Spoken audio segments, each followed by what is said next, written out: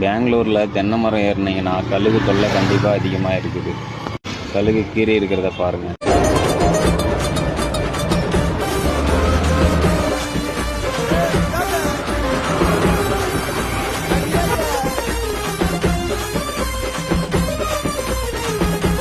ஹோய்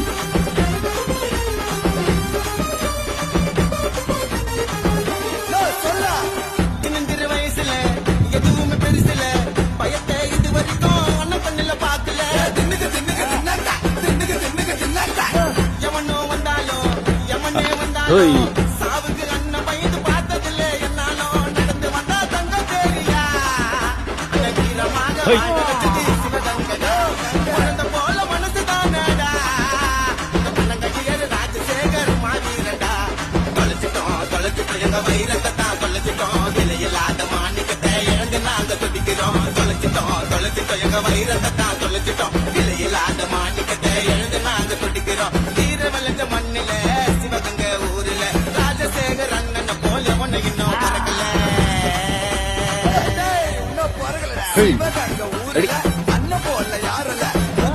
வருது வருது